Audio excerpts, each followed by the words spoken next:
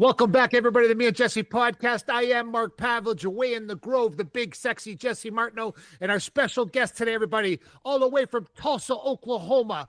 Listen, I'm telling you, this story you need to hear, everybody. You need to hear the one and only Hurricane, the Hurricane. Yeah. There's been multiple hurricanes, but there's only one hurricane. Mr. Harris, welcome to the show today.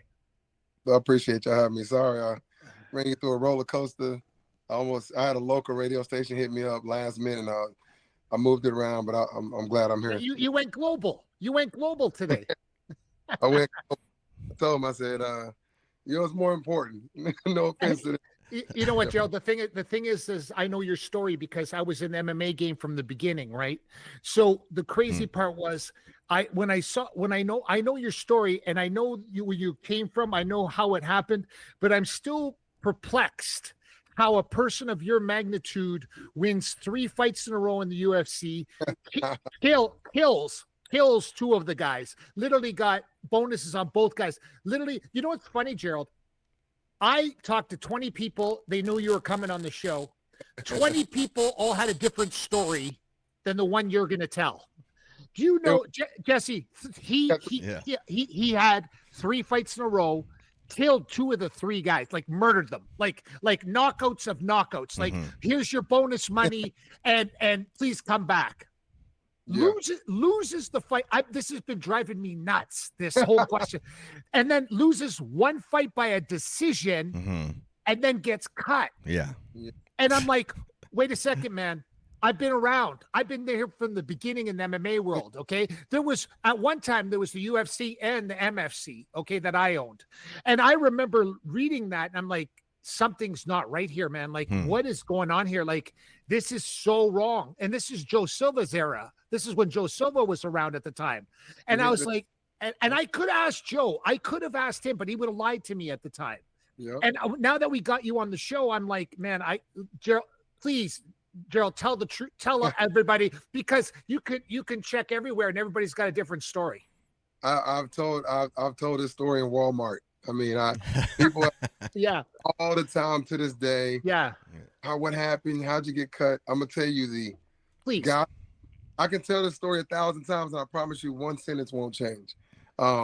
Good. Got a fighter, everybody knows that. And I started fighting in August of 2006, with 0 training other than being a wrestler. I was always in shape. I was running. I used to push the sled a lot.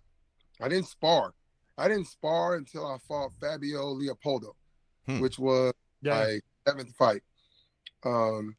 So after I lost to Fabio Leopoldo and I lost, technically I should have won that fight, even they told me. But I lost to Benji Raddick. Yeah, I know Benji. Yeah. Benji Raddick. Go away. Sorry, kid. Hey, listen, don't forget, shout out, listen, rest in peace, Benji Raddick. He passed away. Did you know that? Oh, I know that. I didn't know that. No, Benji Raddick, he did, yeah. This makes the story even cooler because I know a guy that that has Benji's stuff, like his gear, some collected. Oh, wow. So I'll try to make the story as short as possible, but it's very interesting. Let me break it down to you because it leads up to why I got cut and the exact reason why I got cut. So I lose to Benji, and Benji trained with Team Quest. Yeah. Back in the I was at Team Quest when I got that fight. They were like, yo, come train with us. And they saw me fighting. I was knocking everybody out. I was only there for 3 days when I took the Fabio Leopoldo fight. I took that while So I move out there. I've always sparred maybe a month or 2, and then I get a Benji Raddick fight. He whoops my ass, and I just trained. I didn't fight no more after Benji. And Ed Herman got me on the Ultimate Fighter. Yeah, no, I heard. That's right. Yeah, I know. Yeah. Ed's been on the show. Ed's been on the show. Yeah. So here's the story. Crazy. I'm sitting with Ed eating. He's like, "What's going on?" I said, "Man, I'm trying to get on Ultimate Fighter." He said, "You sent your tape in?" I said, "Yeah." He literally calls them while I'm sitting there. You can hear her digging through the tapes, and she pulls my tape out and goes, "I got him." So I'm on the show. Wow. If it wasn't for the phone call, she was like, "We got hundreds of tapes, bro." Yeah. Oh, for sure. So she digs my shit out of the box, right on the spot. I'm on the show, mind you. little bit of training. I'm an Ultimate Fighter, and I lose to the #1 guy, and I get in the house. This is the first year we fought to get in the house. Get in the house, fight to get in the house. I lose to Mr. Dollar, who ends up winning the show. And mind you, I'm not ready for the UFC, not even close. You know, I'm probably a couple months away from the Benji Reddick ass whooping. You know, Yeah. Free with not being in the UFC. Me and Joe are on the phone, and I go, Joe, we don't get to fight at the end like everybody? He said, nah, man, we ain't doing that this year. And I said, so how do I get back in the UFC? Joe Silva told me in these exact words, you are not good enough for the UFC. You will never make it back in. You're not even good enough to win this show. You're not good enough for the UFC. That's what he told me. Wow. I said, no, I promise you. I'm a hardworking guy. What do I need to do? He said, you have to get like 10 knockouts in a row. And I'm like, consider it done. I get 9 knockouts in a row. 9. Yeah. 10 wins, but 9 knockouts. And I called Joe after I knocked out Neeson Ostanek. I go, Joe, I just knocked out Neeson Ostanek. He's a UFC fighter. Joe's like, I don't care. He's like, I don't care what. Mind you, this is like 2 years later. Yeah. I'm damn near in tears, bro. Because I'm thinking I made it. I knocked out the former UFC fighter. In like 16 seconds, I knocked Ostanek out. I go, hey, man, I'm on the phone like damn near in tears, like, Joe, but Joe, he said, no, man, you'll never get in the UFC. So that was it. And Dana White's on MMA Junkie on Christmas break in 2005, and I prank called him. No. He can't see me. I'm on the radio. I go, hello there, mates. Have you ever heard of Gerald Harris? And he's like, you called him all the way from Britain? I was like, yes, sir. Mind you, I had been training with Michael Bisping and those guys. Yeah. And Gerald Harris has 9 wins in a row. He deserves a fight in the UFC. And Dana White goes, man, I like Gerald Harris. I know who that is. I said, well, you talking to him, bro. Wow. And right on the spot. It's like, I know about you. I got you. Dana puts me in the UFC. 11 days later, I'm fighting. Wow. That's my first UFC. I went to my first UFC fight with a negative $700 bank balance. I left with 42 grand. Oh, geez. Wow. That's crazy. I got a knockout bonus in every single one of my fights. The first fight, I was the only knockout of the night. Wasn't a great one, but I finished him on 11-day notice. He took it on 7. Second fight, I knocked out Mario Miranda bad. A lot of people didn't see that. It's on YouTube. I hit him with like 9 haymakers. But Joe told me that night, he said, Joe, Joe, that was a good knockout. But Big Roy Nelson, Big Roy knocked out Struve that night. That's right. That's right. Jeez. He said more significant knockout, Yeah. but he still gave me a bonus. Oh. Oh. Wow. So basically, he said, your knockout was just as good, but bro, that was like the main event or co-main event. So anyway, third fight, everybody knows I slammed David Brest to death, right? Yeah, dead. Here's something. If you get super bored, which I'm a nerd, if you go look at my UFC fights, he never gave me a UFC veteran. Joe Silva never gave me a UFC veteran. Yeah. Go look at the people I knocked out. They fought. Mario Miranda fought Damian Maia after I knocked him out. Yeah. Cruzma Paul Juarez fought one of my guys. The guy from Canada. Every guy I knocked out fought nothing but UFC veterans. I'm talking about names. Yeah. You know what I'm saying? Yeah. Joe was giving me those rookies for a purpose. He knew that I gained nothing by knocking out newcomers. You gain nothing. Yeah, it's true. Knocked out Damian Maia, which I would have back in them days. Yeah. Damian Maia told me he was watching me too. I would have knocked Damian out. Jeez. If he got me in trouble. But I had. So Joe's whole goal was to prove that I was not, he's in Dana's ass. Like, you shouldn't have signed this guy. I told you. Wow. But I kept proving Joe wrong because I'm getting these. But they're nobodies. No offense to them. To the world, they're nobodies. He finally gets me. This guy is 23-2 with 22 knockouts from Brazil. No video. There's no video on the guy that, I don't know his name. You know what I'm talking about. There's no video on this guy. Mind you, when you fight in the UFC back in them days, they sent you DVDs of your opponent. That's right. Yeah. There was nothing. There was a YouTube video of him doing double legs and wrestling. That was it. The heck? And he comes in, he's just tough. Now, a lot of people don't know this, and this is a crazy story. But that went to decision. That fight went to decision. It did, but he knocked me out in the first round. Yeah. And I never recovered. I thought he headbutted me. He comes in and uppercuts me, and I'm asleep. I'm in autopilot until the end of the third round. If you notice, I put my hands up. I thought I won. Yeah. Wow. What was going on? I didn't know what happened until I got backstage. Wow. They like, you just fought 3 rounds. I was like, who fought 3 rounds? He knocked me out in the first round. Wow. You can ask been knocked out. Like, you keep going. We call it airplane mode. Yeah. Long story short, we backstage. A lot of people don't know this. This is a crazy story. We backstage. I don't mind taking it. I pee test so clear they make me pee twice. I said, I'm cool with it. All I do is drink water. I don't even do supplements. And the guy's laughing with me. He's like, bro, you clean, bro. I was like, yeah. I said, man, I don't like supplements. I'm scared I'm going to fail. And my opponent is arguing, Falco, with the pee test guy. Doesn't want to do it. No, he has a translator with him. Yeah, I bet he does. You don't need a translator to pee in a cup. No, you do not. No, you do not. Really? He pees in a cup, and he pees cold. It's cold. Oh. You know what that means? Yeah. So they say, no. They take him back. And now it's security. Yeah. And Falco's by himself. And he pees by himself. Him and his teammate, you can Google it. Him and his teammate failed for Osterine, some really strong steroids. So here's the funny part of that story. Michigan doesn't drug test. Michigan Boxing Commission does not drug test wrestlers. It was a private UFC drug test. Oh, okay. So technically it should have been overturned. No, because the commission didn't test him. No, but technically it should have been. Should have been. Yeah. UFC. Yeah. Tyson Griffin fell for marijuana that night. Yeah. I remember. But the commission didn't test him. Really? It was a private test. The commission in Michigan back in them days did not test MMA. Gerald, I'm hanging on a cliff over here. You know what I'm saying, Gerald? Come on, get to it. Come on. I had to do the build up. So Yeah. you know, but this all led up to me getting cut after one fight. Wow. So I just told you that whole story. And finally, Joe Silva kind of proves his point that I'm not ready for the UFC. And he calls me that Tuesday. And mind you, I'm at the post office with a box full of fan mail. And I got fan mail to Japan, Brazil, Wow. I mean, all kind of countries. And I'm walking into the post office, and Joe calls me. I'm like, hell yeah, I got to fight. He's like, hey man, I'm sorry, but I gotta let you go. And I start, man, not on the phone, but my heart started racing. I'm having damn near attack. I'm like, Joe, I just lost the fight. He's like, I told you I wasn't ready for the UFC.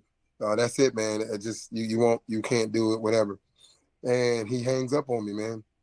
And I just sat there at the post office and just. So you don't know why then? You don't know why? No, that's why. Joe Silva cut me because Dana White is the one that put me in the UFC. So think about the story I told you. He told me I'll never be ready for the UFC after Ultimate Fighter. He gives me nothing but newcomers. He's the matchmaker. He knows that if he gives Chris Lieben or Maya, I'm going to prove him wrong. If Joe Silva told Dana White don't sign me, and Dana White signs me anyway, and then he gives me Damian Maia, and I knock Damian Maia out. Oh, it's over. It was out of spite, is what you're saying. Nobody in the history of the UFC. So are you telling me? Because I know Joe Silva really well. I mean, I've had 2-hour-long conversations with Joe, hour and 45 minutes about movies and 15 minutes about MMA. And I'm not saying he's not above being a weasel. Okay, so I call it like it is. I don't give a rat's ass. No one, see, I'm not looking for a press pass. Jesse and I, since we started this podcast, we've had people in from the NFL, NHL, UFC. I don't give a rat's ass about a press pass or you like me or I like you. I want the truth, right? And Gerald, I do, man. I'm telling you, I can't stand not knowing the truth. And you telling us the story today. So what you're saying is, they just waited for you to lose one fight so he could say you're not ready for the UFC. And then that was the end of it. But there was no discussion. Like, who was your manager at that time? So check it out. My manager was terrible, but it didn't matter. It didn't matter. If I lost my first, second, or third fight, Joe was cutting me no matter. Mind you, the guys he was just waiting for you to lose. The guys I knocked out didn't get cut. No. Right. No. Exactly. Yeah. I put them to sleep, and they back.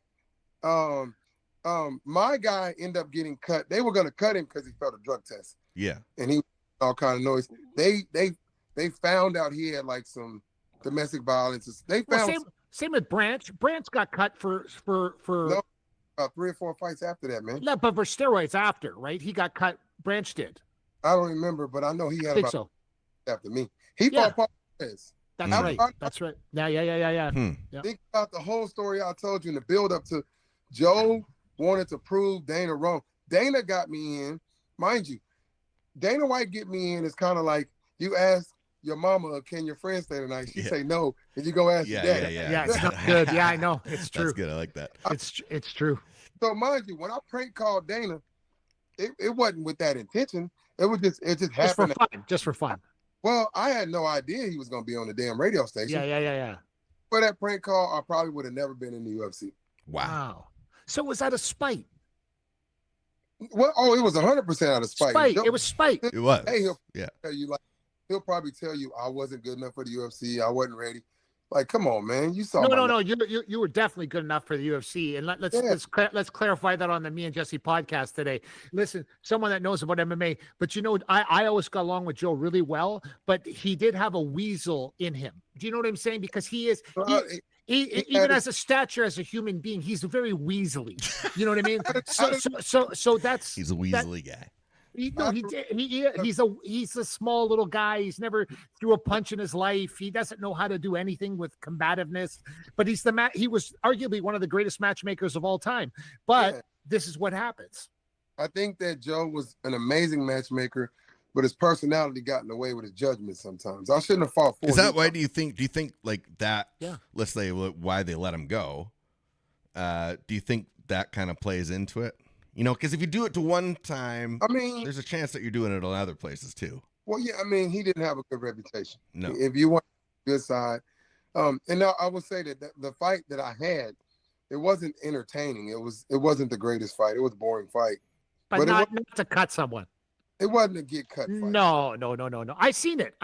No. It had its moments. Yeah. The guy told me, okay, so here's a lot. The guy broke his hand in the fight and he ran most of the rounds. And he kind of got me when he could, but he ran a lot. I didn't run from him. He was running from me because he said he broke. So, I mean, how is that my fault? But anyway, Joe will tell you I was a boring fighter. That I've seen way more boring fighters. I've seen guys go 0-6. So 100%. Nothing Joe will say other than he was pissed off that Dana White brought me in will make sense. This entire time in your entire career, after you went into Bellator, you did all this other stuff. You never ever bumped into Dana White along the way and had a conversation. Yeah. So here's this is what I'm looking at. Not the worst luck, but I don't have the greatest luck in the world when it comes to MMA. So have you guys ever seen me slam that guy? Went viral. Yeah, it was Branch. Fight. Wasn't it Branch?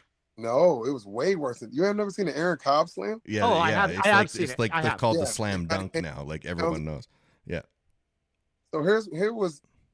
I retired. I broke my hand 3 times, but I retired after I beat George Santiago, who's a monster. Oh, yeah, I remember George. Yeah. 170 was just a hard weight cut. I didn't get any knockouts at 170. I lost to Josh Burtman. I just felt like crap at 170. But I was so desperate to get back in the UFC, I'll do whatever they said.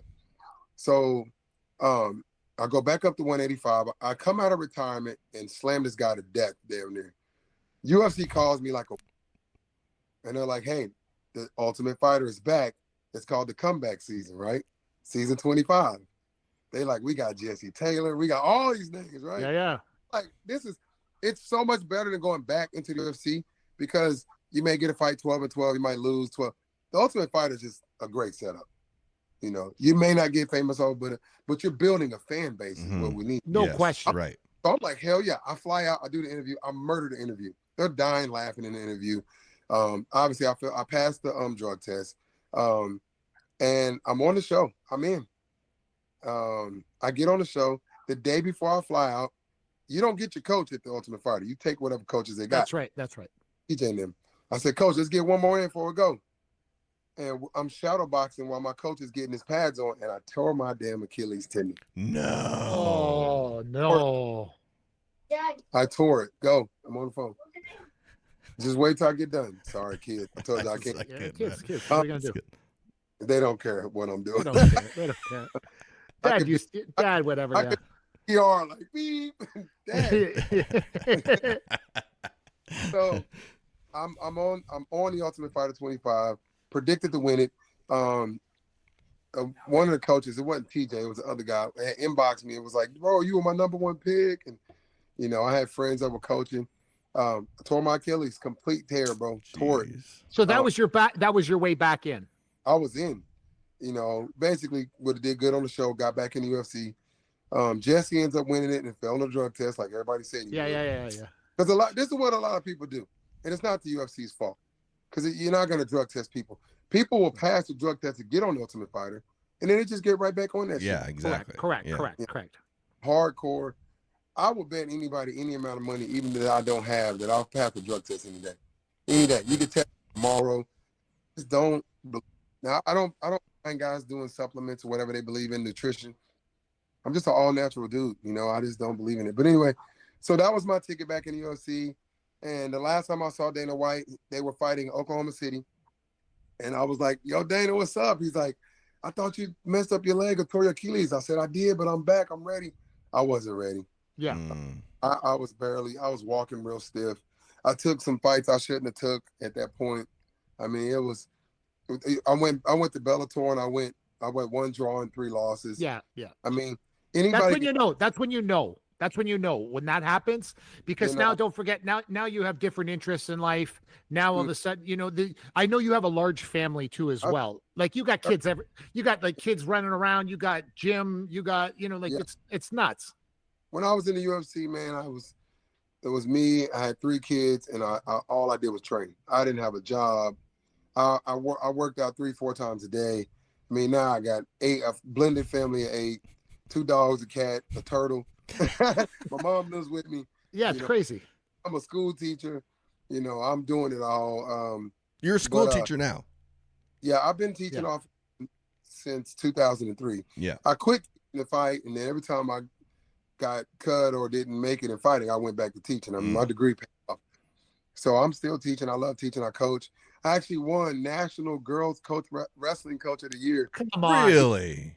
Come on. Girls for 20 years, man. That's awesome. And I coach girls. The reason why I started coaching girls is because of Sarah McMahon, who may not ever, Oh, yeah. She's an amazing friend of mine. She did the UFC Comedy Jam with me. She's the reason why I never thought of coaching girls. I wasn't against it. I got sisters. Oh, sorry. I got sisters, but she's the reason why I saw the importance, and I go, man, this really means a lot to them. I thought it was kind of like a little phase or fad, girls wrestling, but it's grown amazingly over the past years. But I won National Girls Wrestling Coach of the Year. It's amazing. Wow. Pretty cool. What about the Hurricane Training Center? I see online, like you got that going. That's going. It is, man. That is I want to retire from teaching and I could run that gym. You talk about a passion. One of my passions, but it's not something I want to do for a living.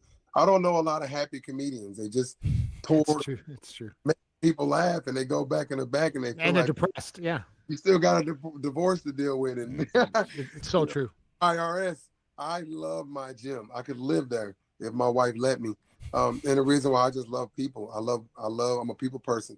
I've helped people lose weight, 100 pounds. I've helped people, help their diabetes. I've helped people live longer. Women who were getting beat by their spouses fight back. I mean, I love my gym. It's an endless occupation of clients. They'll keep coming. And guys, listen, the Hurricane Training Center in Tulsa, Oklahoma has a 4.9 rating out of 5 on Google.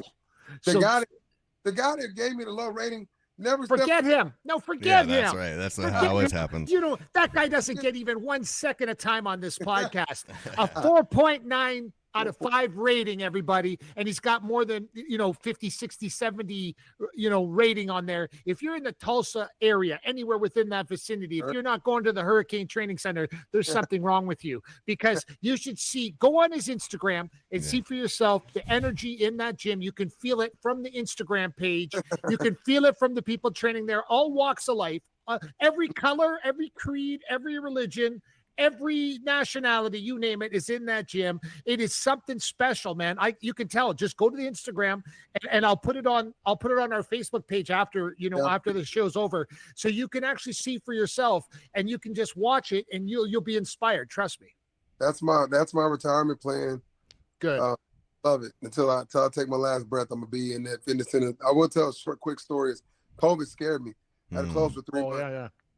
Yeah. But my overhead is so low that I survived. A friend, Good. the best man from my wedding, passed away from COVID, and he got me that building right before he passed away. So I have a 20-year lease, and I'll sign another 20 years.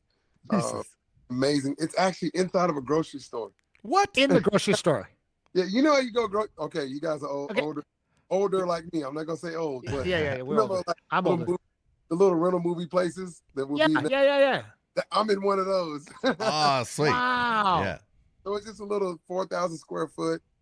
Jordan Burroughs. That's not small. 4,000 square feet's big. It's a decent size. Jordan Burroughs. We've had a lot of celebrities come through and they sign the walls. It's just a beautiful place, man. It's like my wife runs class. My brother runs class. That's awesome. It's all family owned. My son is a wrestling coach. It's all family owned. People love it when they come in. And nobody's like half naked, intimidating nobody. No guys with their shirts off. None of that. We run it like your mom and dad is there. Oh, that's really cool. That sounds awesome. I love it. I always find that too. Like, you said it's not intimidating that way because you run into places that it is. And if you're really like on the edge and trying to figure something out or learn something, you're never going to go a place like that. Well, it may sound not hypocritical, but I don't do fighting. I don't have MMA gym, and I used to. And any gym owner can, and I'm guilty of it because I wasn't aware at the time when I was younger. MMA fighters don't like to pay. They don't like to pay them. No matter what level they're at, even if they're like guys 1-0 and doesn't think he should be paying a gym membership. Yeah. I had a guy literally tell me that he was doing me a favor by coming to my gym. And, and I stopped training fighters in 2018, I believe. I just stopped. I was like, I can't.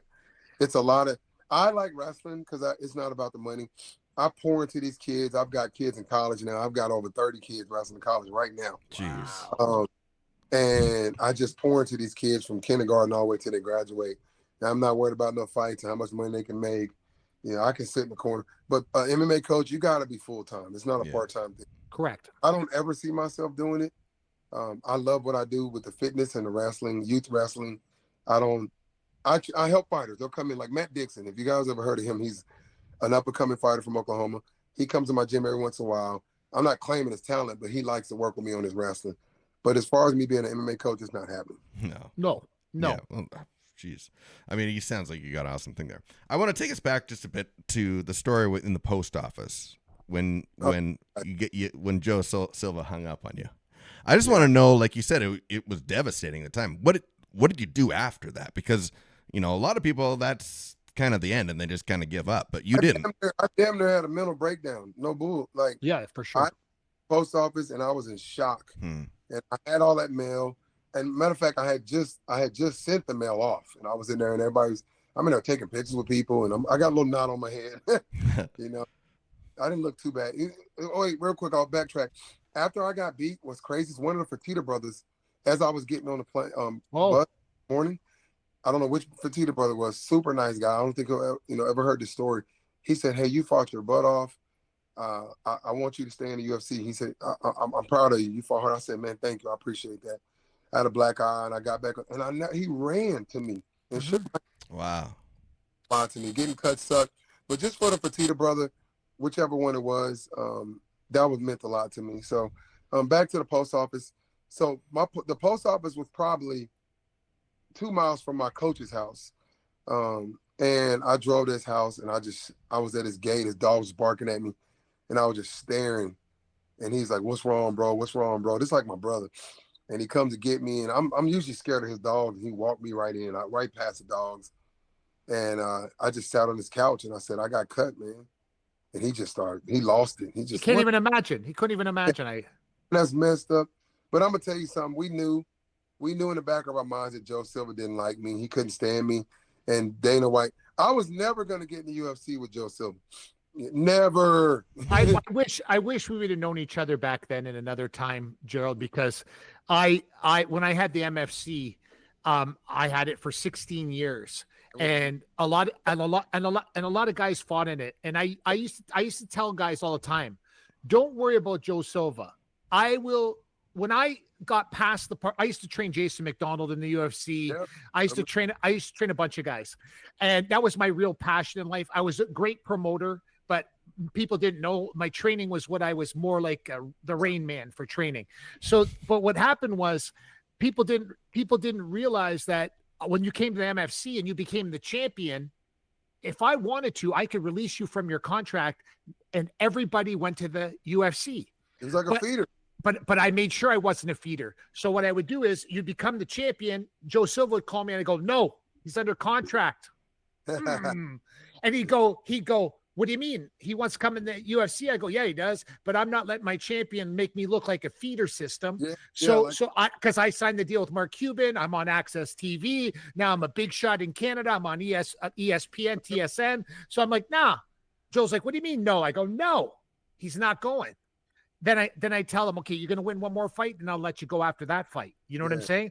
But he said he would never put Antonio McKee in the UFC. I said, Antonio, come to the MFC. He said he'd never put Sam Alvey in the UFC. Yeah. He was on that season where they didn't even do the finale on because everybody sucked. And he goes, and he came to my show and I said, don't worry, Sam. And Sam goes, Mark, can you do me a favor? Since you're going to get me in the UFC, can you manage my career? And I said, you don't have to give me to do that. He goes, I want to do that.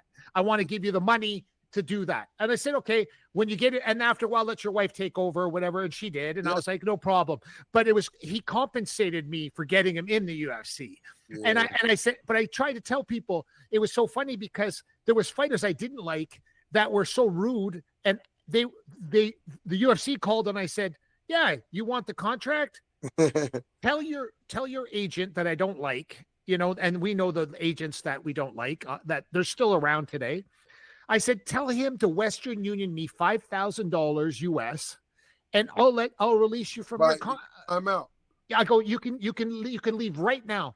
And those managers that I couldn't stand, to this day I couldn't stand them. I would send my son to the Western Union. I go pick up the $5,000. I'd book 2 plane tickets to Las Vegas for me and my wife.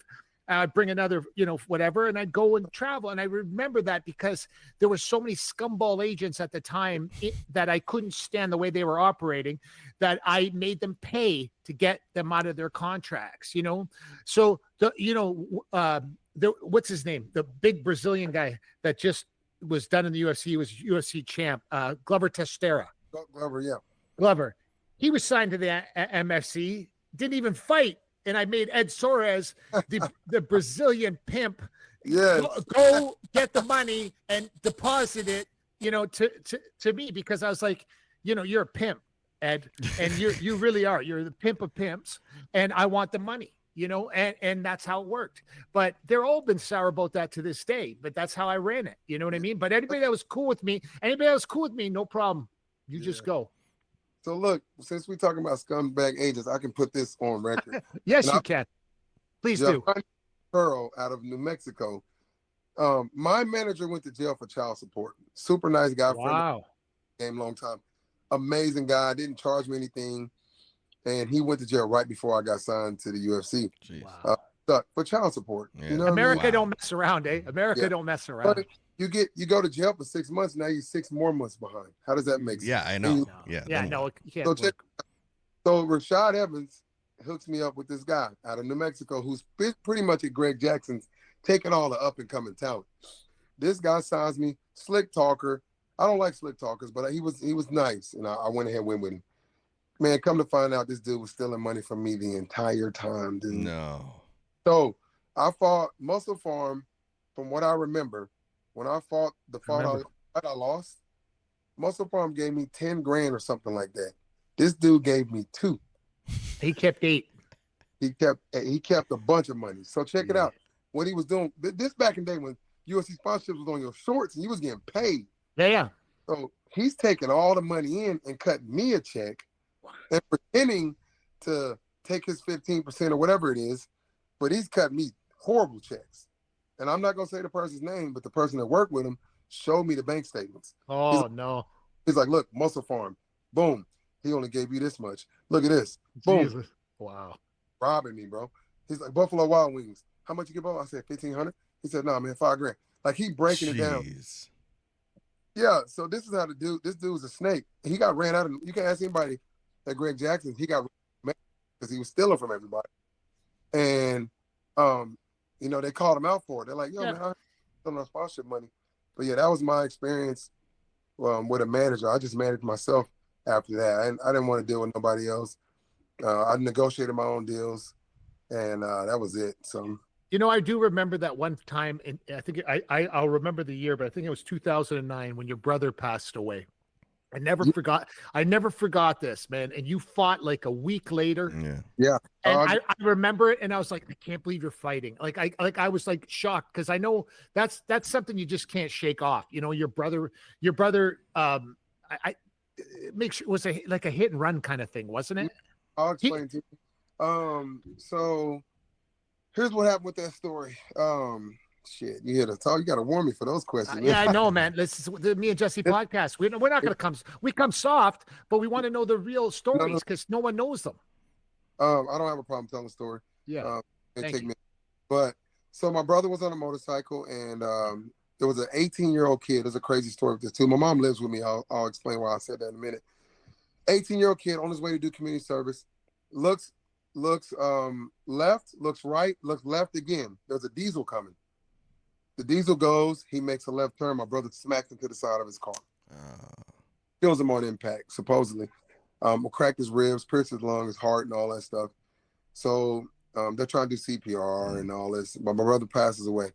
And my mama calls me and has the most horrific scream I've ever heard in my life. He's her oldest son, and, you know, he's dead. And wow. So, shit, sorry. That's okay. It's all good. So she calls me, and I'm like, calm down, Mom. And I'm hurting, but my mom is in deathly pain, and I can't really, you know, I can't even contemplate my own feelings. My mom's in Arizona, but she's just bawling. And so I got a fight in 7 days. I call Rampage Jackson instantly. I go, Rampage, I'm in tears. I go, hey, man, my brother just passed away. And I said, should I cancel this fight on the main event? He said, what you want to do? He said, this is what Rampage said. I'll never forget this. One of the realest dudes I know. And I could never physically pay Rampage back with the money he let me have, borrow, gave me, or all the things he did for me. He said, if you don't want to fight, I will. He said, how much you getting paid? Probably like $2,000. It wasn't nothing. He said, I will pay you to not fight if you don't want to fight. Wow. He said, whatever they paying you, I'll give it to you. Wow. I said, you know what, Rampage? I said, my brother never saw me fight. He lived in Georgia. This fight gonna be for him. He said, well, get back in the gym and get ready. I didn't talk to nobody for 7 days. Wow. So that was on Saturday. I might have a date wrong. I think it was March 11th when my brother passed. I can't think of the date. It was on a Saturday when he passed. And here's a crazy story. The day before that, my wife at the time had a miscarriage. So I lost I lost baby the day before my brother died. Wow. Had a miscarriage. She miscarried, ruptured placenta. Baby dies, and the next day my brother dies in a motorcycle accident. Mind you, this story gets better. I'm an event coordinator. He has his ceremony in Georgia. While I'm training for this fight in 7 days, I'm planning my brother's funeral, completely planning it by myself. The location, set up, the memorial. I got his obituary made. I got the pictures made. I'm doing this by myself. This keeps my mind at ease. Because I'm an event coordinator. I got the food set up, and everybody had my back. And his funeral's on a Sunday, which you normally don't have. It was a memorial service. That's nobody. Right, yeah. I fought that Saturday, and the first punch I threw, the guy went to sleep. Yeah. Jeez. Tell me how that works sometimes. And I mean, I dropped him like it was a stiff jab. And let me tell you, I'm gonna try to be short story as quick as I can. That's good. It was a stiff jab, and he completely collapsed. And I did not cry until when I found out my brother died. You know, it hit me, but I didn't bawl. Because my mom. Yeah. I didn't shed a tear until I knocked that guy out, and I lost the cage. It all came out. I collapsed. I knocked him out, and I collapsed right next to him. Wow. And I screamed and I cried in the cage. The referee's confused as hell. Yeah, he would be, eh? Yeah. Balling. Yeah. And I'm laying there, and I finally get up, and my coach is coming in. People coming in, they picking me up off the ground, and they said, "Hey, man, this man's brother died last Saturday, and he's burying him tomorrow." And the crowd just like it was quiet as a church. I remember that like yesterday, man. That's crazy. So check out. I love storytelling. I'm sorry, but you got to hear this. Listen to how amazing this is. So I quit fighting. I didn't quit. I kept training, but I just didn't want to fight. I couldn't. You know, I was like, my brother just died, and you know, I got a lot of emotions going. My baby died. My brother. I'm not booking any fights. My boy calls me and goes, "Do you want to get in the UFC?" I said, "Yes." He said, and this is after I talked to Joe Silva. Yeah. Joe Silva said, "You ain't even beat nobody from the UFC." Neeson Ostanek just got cut from the UFC, and an organization called Shark Fights in Texas. I remember. Shark Fights. I remember. Nobody wanted to fight Neeson Ostanek. I said, "I will." They called me. We lock it in. They said September 12th. I said, "Let's do it. I'm down. Let's go." 5-round fight. 5 rounds in Texas. Yeah. I'm training my ass off. Let's go. This is my chance to get in the UFC. September. I call my mom. I go, "Mama, I'm about to get in the UFC." And she live in Arizona. I was like, "You got to be here for this fight." She said, "When the fight, baby?" I said, "September 12th." She got quiet as hell. That's my brother's birthday. Oh man. Yeah. Jesus. Yeah. Wow.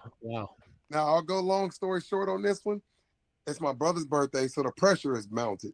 I'm not even thinking about the UFC. So it's my brother's birthday, the year he passed away. The first punch I threw knocked Neeson Ostanek out. Jeez. It's on YouTube. You can Google It's crazy. Look up Harris KO Ostanek. It's a straight jab, and he goes to sleep. I gave him a couple extras. Yeah, you did. Yeah, and that fight is the one that pretty much Dana White was like, "Okay, he's ready." You know what I mean? After I called him, he had to do his research, you know, but he saw I had 10 wins, 9 or 10 wins. But that fight right there it made me valid. Right. Yeah. Wow. Yeah. Jeez. On my brother's birthday. And they try to buy that belt back. I said, "There's no amount of money you can buy this belt back." Yeah. It's a beautiful belt. You still got it. Yeah, it's hanging up at the gym. Jeez. I'll never let that belt go. Well, man, like I got a crazy story. you Yeah, do. that's crazy. Yeah. It's you know, it's one of those things. It's you know, some people just have those stories that just roll into one another. What do you attribute that all to? Is it all just chance, or is there something else going on? I try not to live in regret. And I do hate that I got cut from UFC, blah blah blah. But I'll tell you this, man. And I'm 45 now. I'll be 46 this year. Yeah. And I stay active. I actually won a world title in wrestling last year. It's pretty cool. I stay active. You only get one life, one body. You're gonna hear that. It sounds cliche, but it's true. And with this life that I have, even though I think like, oh, if I would have never got cut from UFC, I would have been in it forever. Who knows what would have happened? I wouldn't have been. I was in a terrible marriage that nobody knew about. Yeah. I wasn't happy in life. Outside of the cage, I was not happy. So the cut probably did me a favor. I have an amazing wife right now. My wife is my best friend. We got a bunch of kids. I couldn't imagine my life being anywhere. I'm not rich at all, but I'm thankful for everything that happened in my life. Just proud of so you say you're not rich. Not even close. Hell no. But you sound rich to me. Like you understand what I mean by that now, because you have to understand something, Gerald. I have friends that have they have like $10 million houses, but their kids won't visit them at Christmas. Yeah. You understand. So to me, that's like as poor as you could ever get. I'll say I'm happy. I'm happy. Yeah. Good. That's right. Yeah. I'm not wealthy, but I'm happy. Yeah. I don't know if I'd be healthy. I mean, I don't know if I'd be happy if I was so-called rich on the bank account, because you get bored. I know a lot of people that are rich, they get bored. They lose their hunger, you know. And sacrifice. There's a lot of sacrifice, too, to get to that. And sometimes it's not worth it. Yeah. And then they get it and they go, damn, this is what I did all that for? You know what I mean? Correct. I love my life right now. I love my little gym. You know, the bills are paid. My mom lives upstairs. You know, like I said, beautiful family. I do. Teaching isn't fun anymore because it's a lot of computers. I'm old school. I used to make Oh. push-ups when they got in trouble. You know what I'm saying? Yeah. You can't do that no more. Eh? I got a laptop. You know, we got a rule dinner, no phones. Yeah. And my kids actually talk to us. Yeah. Crazy. But if you eat dinner with kids or family and they got phones, ain't nobody saying nothing to each other. No, that's true. That's true. That's what food feels like because everybody got a laptop. Yeah. So it just, I still pour into the kids like I used to, but it's not the same. I want to just run the gym. Like you mentioned earlier, I love my gym. I want to do that full time. And until I take my last breath, I'll be a happy man running that gym and helping these kids and helping these adults. Wow. Well, Gerald Hurricane Harris, like you're awesome, man. Like I appreciate it. It's so good. Like the on purpose. I'm on my way to the gym. Yeah. Oh, you are right now. I feel kind of cheesy. I got the No, I don't feel cheesy. What are you talking about? That's your stuff. Yeah, it is, but I don't want to be 4.9 out of 5. The one weasel that left the review. We're just letting you know we got you on notice. Okay, on the Me and Jesse podcast. But 4.9 out of 5, everybody. The Hurricane Training Center in Tulsa, Oklahoma. It's a must for all walks of life. Okay, everybody, join today. Appreciate that shout out. Well, thanks so much for joining us tonight and spending some time. You know, Yes. you have 8 kids and A I'm turtle, sure you a have dog, a bunch a of few cats. things going on in that house. I'm living upstairs. My cat's right here. He ain't lying. He ain't lying, everybody. And I just adopted 2 kittens. They're on the way. Oh, no. Yeah. So What a pleasure having you, Gerald, today on the show. And we once again we just want everybody to know what you're all about, and we got the truth today, and that's all we're looking for on the Me and Jesse podcast every time we do this. And part 2 coming one day again, everybody, because this is way too short for Gerald Harris. We got it's going to be a part 2 one day, and we'll make sure of it. I want to say this, and you did open my eyes up to something. I am rich. You have no. No, seriously, because I have almost a wrong mentality in life. I had a rich guy I was training, and he looked at my wife and kids like, I want that. And I go, I want your bank account. You know what I'm saying? So I am rich. I will stop saying that I'm not rich. I'm rich and I'm happy. Please never again, because when I hear your story, I'm like, you're rich beyond, like I said, we got friends that are, Jesse and I both have friends that are like, they got money coming out of their ears, but they're ready to jump off the closest bridge. You know what I mean? Because, and it's like, you changed my mentality. Seriously. I hope so. I'm glad because I see a rich man in front of me. Yeah, I appreciate that. Hey, thanks for having me, man. There's a whole bunch of people you could have had on here. I got a crazy story. I love sharing it. So anytime. Definitely. Well, thank you so much once again. Definitely. And, have a great night, and we're gonna talk to you again soon. Thank you, man. Training Center. Thank you, Yeah. Thank you, man. Bye. See you guys. See ya. It's really special to have guys on. Like I said, people all the time say, "Oh, get this guy, get this guy, get this guy," and I'm like, you know what, man? Me and Jesse podcast. You need a guy that's going to have a story behind him, okay? And you look at this guy's story, and Jesse, when I remember I was in the MMA game super thick at that time, and I couldn't imagine this guy was killing people, and he wins 3 fights in a row, gets 2 bonuses out of the 3 fights. And then the 4th fight, he loses a decision and literally gets cut. And I'm like, what the hell? Like, I've never seen that in my life. So the moral of the story is, and listen, I love Joe Silva. Me and him go along great. So all joking aside, him and I got along awesome. But you don't know what it all kind of curtails. But the bottom line is you can see Gerald's character, and he seems like a straight up guy to me. And literally his training center online, go Google it, everybody, Hurricane Training Center in Tulsa, Oklahoma. And I love how he says small. You look at it's huge gym, and it's packed. Like it's wall to wall people. And literally you should see him running the line of like bags down one side, and he's just like screaming at everybody, but all positivity, all good vibes. And he's just a stand-up dude.